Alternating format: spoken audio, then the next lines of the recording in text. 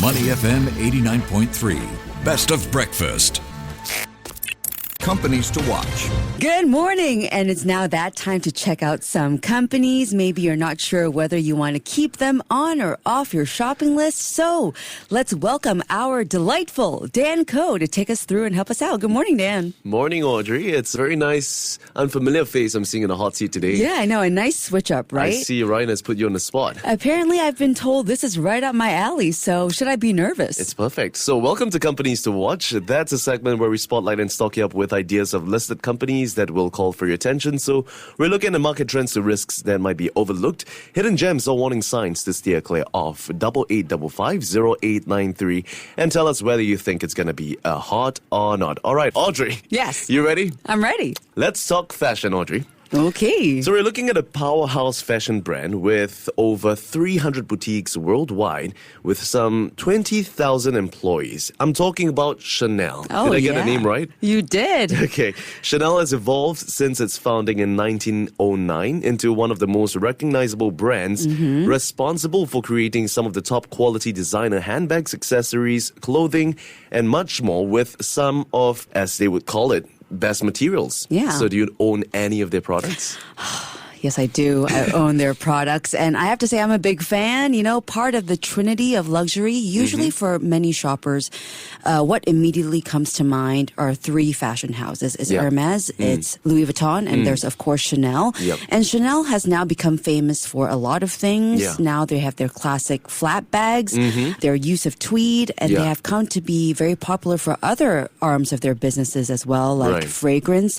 So definitely a big name, and it's also a very aspirational brand still. Like women aim towards being able to buy products from Chanel. Yeah, and I think if your partner is asking for Chanel, it doesn't come cheap. That's what I can say. That's right. So let's talk about their earnings results, which was released just recently. And Chanel just announced that, profits dropped a third last year as the privately held French luxury house defended its aggressive price rises in the run-up to a global luxury downturn. So are you spending less, Audrey? I am spending less, yeah. And the luxury market has definitely taken a hit, right, as of late. Yeah. And more specifically, we are seeing operating profits falling almost a third to $4.5 billion in 2024. That compared with a year earlier. Sales dropped 4.3% globally, led by a region that includes China, which generates about half of Chanel's revenue.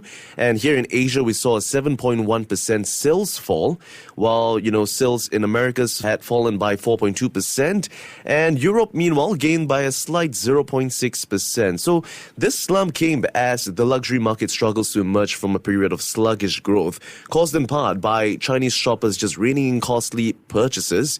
And it's the first time that sales and operating profits both fell at Chanel since 2020 when the pandemic forced store closures. So it does signify how bad that people are just pulling back on their purse strings and maybe just saving a little bit more. Yeah, it just shows that when Asia and when China decides to tighten their purse strings, it does really have a huge impact on these luxury shops. And, the store closures are especially crucial for Chanel because they maintain exclusivity by avoiding e-commerce almost entirely. So fun fact, if you want to buy a Chanel bag, you have to walk into one of their boutiques. Wow. So once they close stores, and with less stores, you can expect some sort of slowdown. Yeah. But that's why I think they're going to continue to expand despite things being pretty choppy. I believe Chanel plans to open 48 new stores globally this year. Wow. But focusing on the US, Mexico, India, Canada, but only 6 will be fashion boutiques. But they do need to continue expanding in order to try to bring up those numbers again, I think. For sure. Talk about being exclusive. I mean, it does also show how they're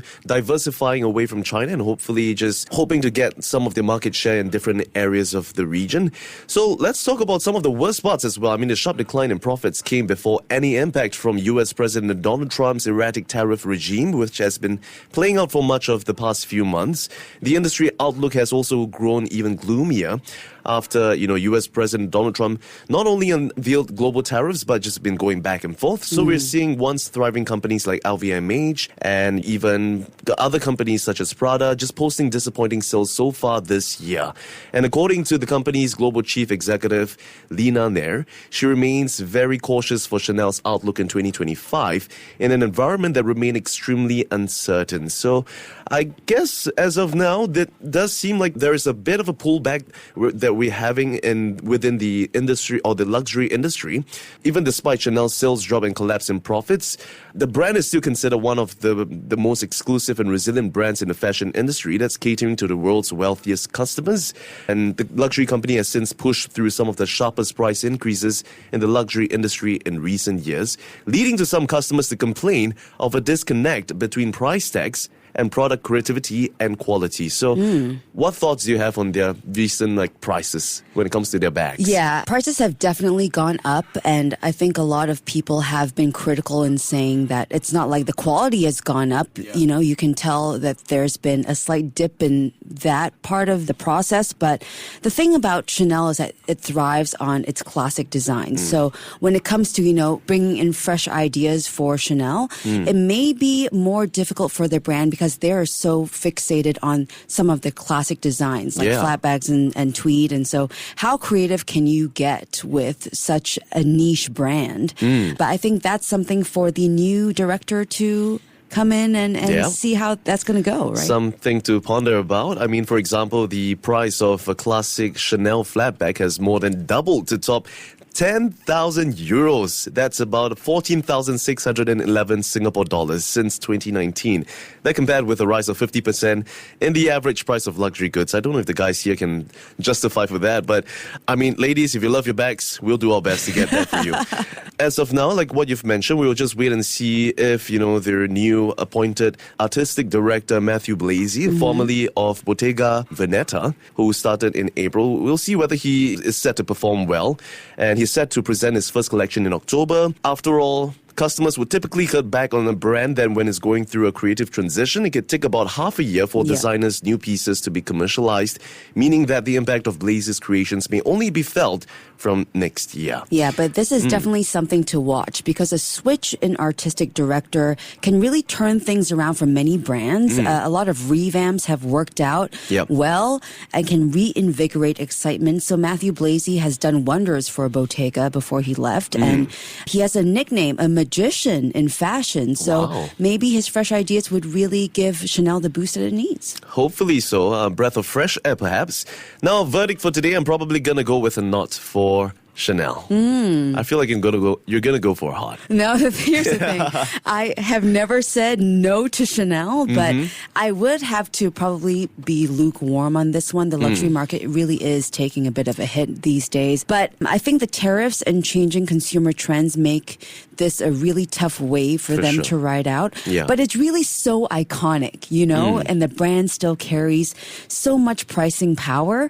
And the scarcity model that maintains its resale value for their actual goods. So I cannot bring myself to say no to Chanel, but I'm going to say I'm going to be watching this one pretty closely. That's an investor right there, people. All right, now, Audrey, you did mention at the start of the show that when one thinks of Chanel, you would typically think of bags, but they're also, the brains behind the best-selling perfume of all time. That's right, number 5. That's the number 5 that was launched by Chanel back in 1921. And widely reported figures suggest that roughly 10 million bottles are sold worldwide every year. Wow. That translates to about a bottle sold every 30 seconds. Wow, crazy. So, which TV station smells the best? Which TV station smells the best? Channel 5. Chanel 5. Channel 5. So I'm going to start selling a fancy toilet spray. Guess what I'll call it? What? Chanel number 2. That's nasty. And that's all we have for Chanel. Before acting on the information on Money FM, please consider if it's suitable for your own investment objectives, financial situation, and risk tolerance. To listen to more great interviews, download our podcasts at audio.sg or download the audio app. That's AWEDIO, audio at the App Store and Google Play.